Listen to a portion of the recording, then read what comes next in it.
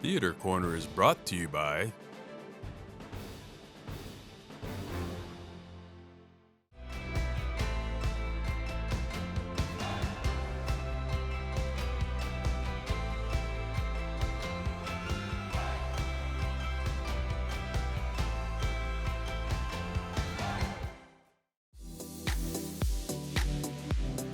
Amazing Grace Conservatory, training the artists of tomorrow today. Jones. La Jolla Alcohol Research, Incorporated. Signet Theater. And viewers like you, thank you.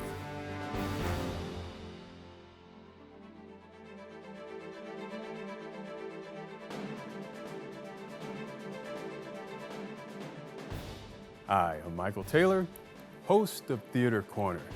Today we bring you another special episode of Theater Corner Backstage, which takes a look behind the curtain at the making of some of our favorite on-stage productions. Join us for an in-depth look at one of Shakespeare's most iconic plays, Hamlet. With countless productions over its 400-year life, the Old Globe broke box office records with its 2017 hit featuring a diverse cast and a black lead. Hear from the cast members and director Barry Edelstein as they discuss their experience with the production. Learn about the importance of diversity in Shakespeare and how to cope with grief through one of Shakespeare's most famous tragedies. So, silence your cell phones, folks, and enjoy Theater Corner Backstage, the Old Globe's Hamlet.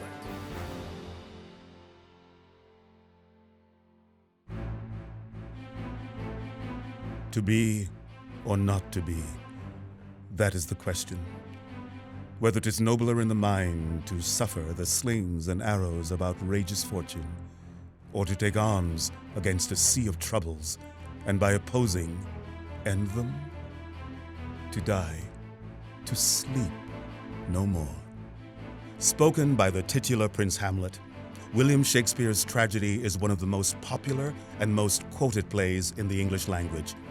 A story of love, death, politics, and betrayal, Hamlet resonates with everyone in the audience. And though America in 2021 is a far cry from Denmark in Elizabethan times, you'd be surprised by just how much the themes and lessons of this play resonate in the modern era. Hamlet's been in my life a bunch of times. You can't work seriously in Shakespeare for very long and not grapple with it. So I've taught it many times, taught material from Hamlet to student actors. I co-directed a production of it in graduate school. And then when I was in New York, Kevin Kline played Hamlet at the Public Theater, and I was his assistant. So the play's been a constant in my life. Over the history of the Old Globe, starting in 1935, the approach to Shakespeare has been more traditional rather than less.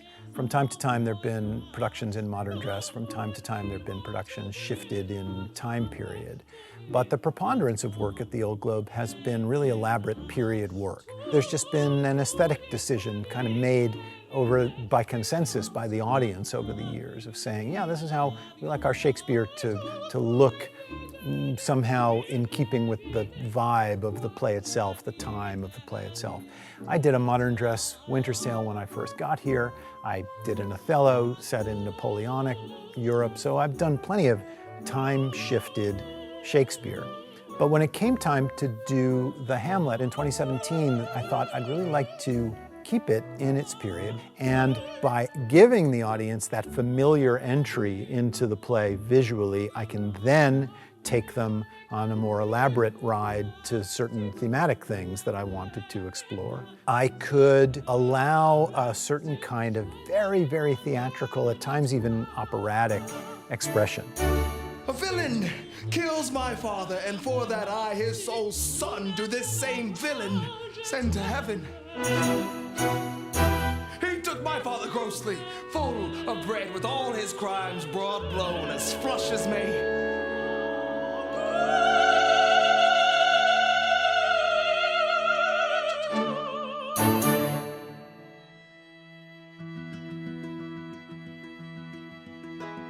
I grew up in the suburbs of New York City, and my folks love the theater, so it's pretty common in our lives to head into Manhattan on a weekend and catch a matinee.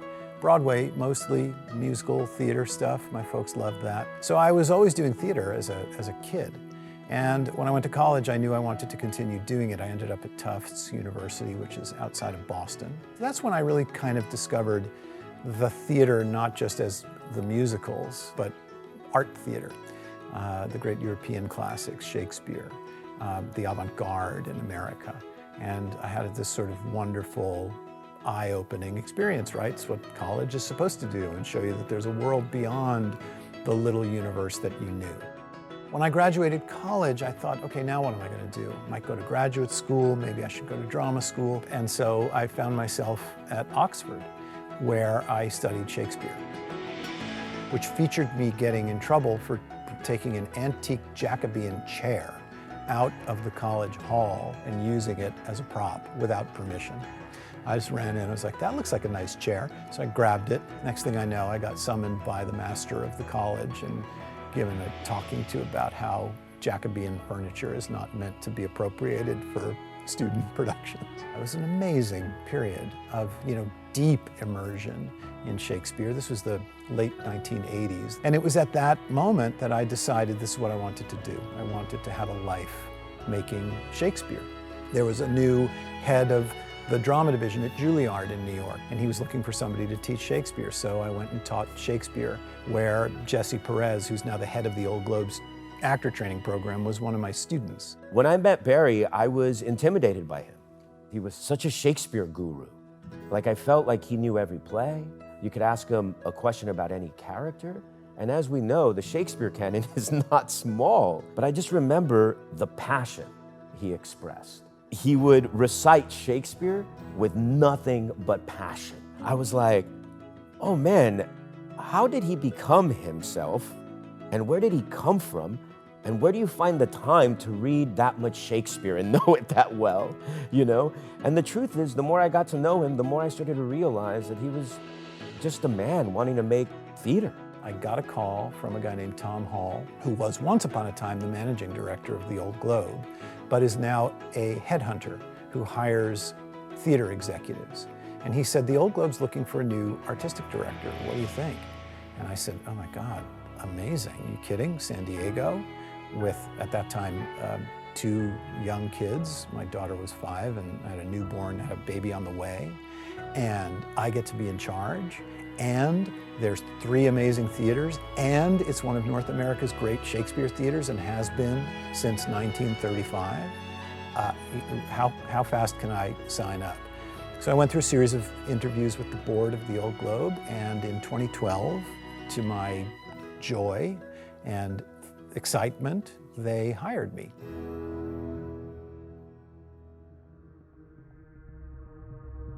I am thy father's spirit, doomed for a certain term to walk the night. Hamlet's father, the deceased king, approaches him on the battlements as an apparition, telling of the plot of his untimely murder, illuminating the deeds committed by his brother, Hamlet's uncle, who has now inherited the crown and wedded the queen, Hamlet's mother. The ghost of Hamlet's father serves to move Hamlet forward in his desire for revenge. But for us in the audience, it is a visual reminder of how we feel when we experience the death of someone we care for, a significant wound regardless of what century we may live in. In 2016, my dad died. We were, I loved my dad. We were close, of course, like fathers and sons are, and loved him very deeply, as did he me. And at the end of his life, he was in a hospice in New Jersey for a couple days, and I was there sitting with him. And to my sort of remarkable surprise, just Hamlet popped into my head. Hamlet popped into my head. Shakespeare pops into my head a lot at moments of extreme emotion, and Hamlet is a play about what happens to a man when his father dies. I mean, that is like so the deal about, that's like, Hamlet's about many, many, many, many things. Hamlet's about all kinds of stuff ranging from government and international relations to young love. But what it is absolutely centrally about is what happens to a man when his father dies. And there are all these lines. Nature's common theme is death of fathers. But you must know Thy father your lost a father, lost that a father lost his. father And I'm sitting there lost in his. this hospice in New Jersey at 2 o'clock in the morning, listening to my father's raspy breathing, and Hamlet is running through my head. So I filed that away. And when we started talking at the Globe about what Shakespeare to do in the summer of 2017, I just thought, you know, Hamlet's been on my mind. I gotta do this. But I also knew that somehow going through Hamlet's grief with him might provide a positive place for me to put my own. Speak the speech, I pray you, as I pronounced it to you, trippingly on the tongue. But if you mouth it, as many of your players do, I had as lief the town crier spoke my lines. Nor do not saw the air too much with your hand, thus, but use all gently. Ah, yes, Hamlet's speech to the players.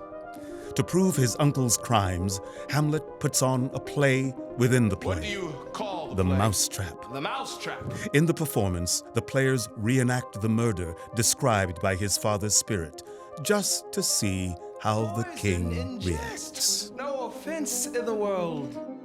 One of the hardest decisions that a Shakespeare director makes is, well, where are we? What world are we in? When it came time to do Hamlet, I thought I'd really like to keep it in its period, which is Jacobean England. And I thought I can really take advantage of the Globe's powerful work in elaborate period costuming. We have one of the great costume shops in North America. And the Globe is famous for what I sometimes jokingly refer to as well-upholstered productions. I knew a designer in New York called Kate O'Connor, and I thought, this is a visionary. This is somebody who is really, really extraordinary. So I called her up and I said, would you like to come to San Diego and do a crazy, very far out, but Jacobean production of Hamlet? So she did. Kate's costume renderings are collages that expressed her sort of wild idea about these characters and about the world that they were in.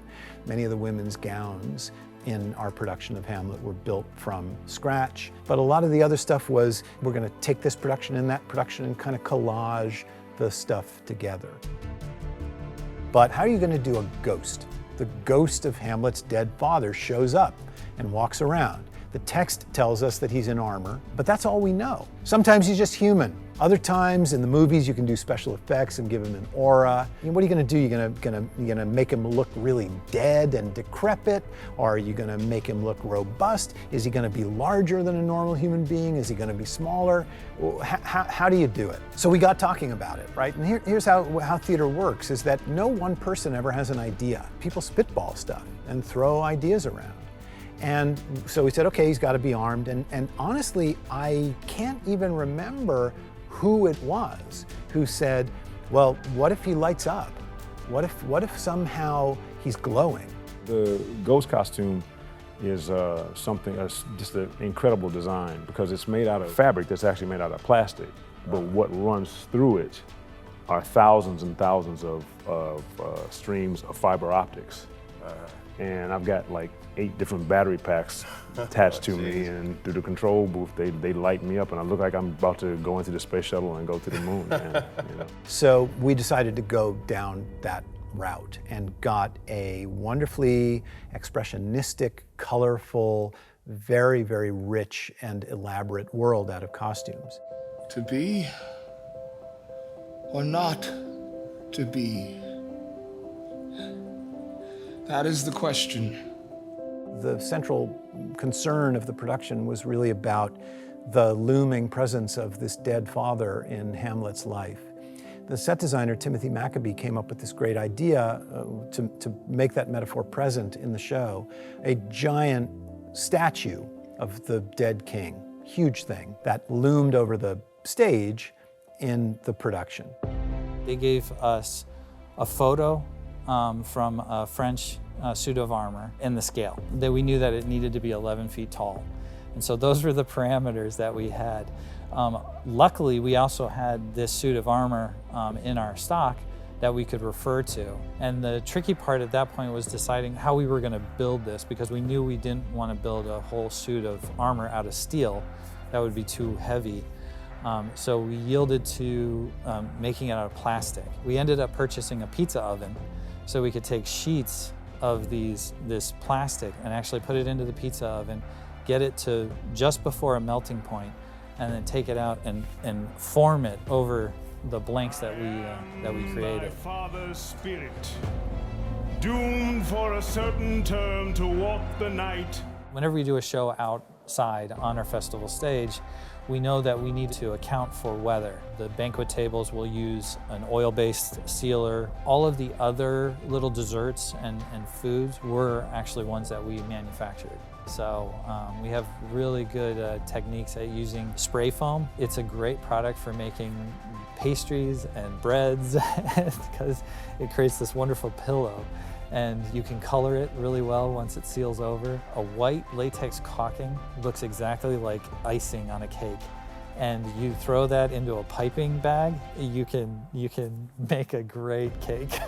It's wonderful using these different materials that'll hold up for performances so that we really can make sure these props are protected, but also reflect what the look was on opening night. Because we want every audience member to see the set the same way.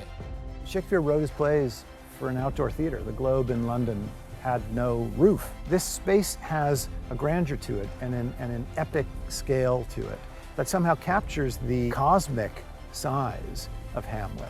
And when you're talking about huge themes of death and of a man's love for his father who's dead and hoping to get released to heaven if his son will only take action, there's heaven. The massive size of the experience and the deep well of emotion sort of feels fitting in this kind of venue. But there's more to this production than its timeless story. The folks who are behind the scenes and on stage are just as, if not more important. After all, Shakespeare wrote these plays for a bare stage. They didn't have fancy backdrops, lighting, and electronic sound. What they did have was a company of talented actors. Diversity on stage is more important now than ever before. And that's the beauty of Shakespeare in contemporary times. These stories can be realized in all walks of life, and all actors, regardless of gender, race, or nationality, can and should be allowed to play any character in Shakespeare's canon. One of the major reasons people come to our MFA program is they get to do Shakespeare at a professional level at the Globe. And basically, our students, all 14 of them, get to audition for the summer programming here at the Globe, which is 2 major Shakespeare plays out on the festival stage outdoors. And what that does is it gives the opportunity for our students to be in a professional rehearsal environment. It's just invaluable for an actor, you know, and especially an actor of color, when we're rarely given opportunities to actually be in Shakespeare plays. And so we have to support them, knowing that they're the future. They are the people that are paving the way for our program to keep bringing in more BIPOC artists and it be a safe place for them to grow and actually exercise their craft. And it's an incredible chance to see the dedication that's required to help tell these stories. It gave me the chance to integrate what it was that I had learned in the class over the years. I found really useful as a performer. Barry did a damn fine job of bringing out a lot of people of color to represent the royal family, which is a huge step, and it makes a big statement. Right.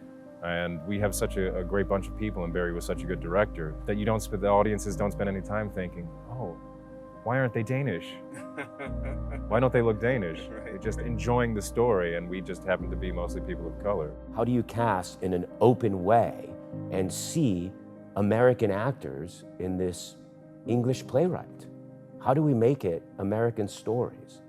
And I think it starts with casting. It's who's saying those words. And if we're gonna tell American stories, we have to bring everyone along. How do you bring more people to the theater? Tell their story. Show them an image of a black Hamlet and see who comes to the theater then. If we can do this with any playwright, we should be able to do it with Shakespeare. I mean, he's in the public domain. He's written such rich stories with so many different characters, so many different people in the same scene. And I think that's my main focus, being a BIPOC artist myself. You know, knowing that I went through my own journey to get where I got. And it wasn't easy. I confronted bias opinions about my work. I don't think anybody will ever be like, wow, your Hamlet was the best Hamlet I've ever seen, especially a white audience. Do I expect maybe a Latinx cohort to come over to me and be like, now I can see myself doing Hamlet?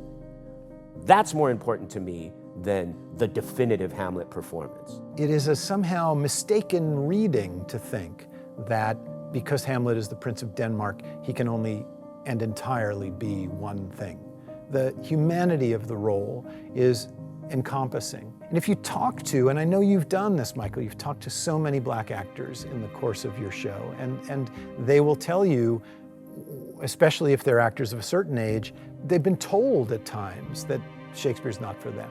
Okay, you can play Othello, you can play Aaron the Moor, you can play the Prince of Morocco and the Merchant of Venice, but that's it. It is exclusion, saying, sorry, that's for us, that's not for you. And generations of American theater artists have been working so hard to break that down. Across every kind of line, ableism, gender, you name it. And together, we're gonna make this very, very rich thing in a true American, wonderful mix of cultures. So during the pandemic, the Globe has pivoted its programming to digital platforms, and we're doing all kinds of stuff in Zoom and YouTube, Facebook Live. One of the things we decided to do was turn to radio drama. There's a rich tradition going back to the beginning of the radio medium of plays on the air. But also, Shakespeare on the radio is spectacular because it's all about the language. It really foregrounds the words themselves. And if you listen to it, especially as I've been doing while we've been working on headphones, there's an intimacy to it. There's a personal connection to the language that's hard to get in the theater. Horatio, the potent poison quite o'ercrows my spirit. It's fun to be back out here on this stage and remember the show because listening to it in its new form, I can remember the traces, but also it will capture the enormous passion and power of the words. And the great thing about radio is that's all there is. You're imagining all of it. And these actors have been able to bring all that stuff from 3 years ago back to a much more compact, intimate, and I think every bit equally powerful rendition of the play. As I said before, Shakespeare comes to me all the time. He always seems to be one step ahead. He always seems to have already encountered all the things that to us seem new. And we're all fragile, we're all vulnerable, and we need help to cope. So why Shakespeare? Because he got there before we did. And by turning to him, we can understand something about the moment that we're in ways richer than we could imagine. It is very interesting when life parallels art and what it does to an artist to use a work of art in order to release or find a finality to something you've experienced because you're still searching on what it meant. And as you know, as Hamlet continues on his search on why, and what do I mean now, his father's ghost visits him. Now, of course, as actors, right, we always do what are the imaginary circumstances. But I wonder if you, as a person living through life and experiencing loss of life, what the mind does and who visits you in your dreams. And if you've ever had your father come back and visit you after he's passed, and wonder if you've righted everything that this man who taught you, who raised you, who held you in his arms, if you've done what he thought you would do. if you became who he thought you would become. And I feel if you get it at the right time, right, it's all in the timing, the work becomes that much more important, raw, and immediate. We love this play for the universality of its story, the orchestration of language, and the unforgettable characters that will endure on the world's stages. Hamlet lives in us all and will continue to play on as long as our imagination desires to be fed. Now cracks a noble heart. Good night, sweet prince, and flights of angels sing thee to thy rest.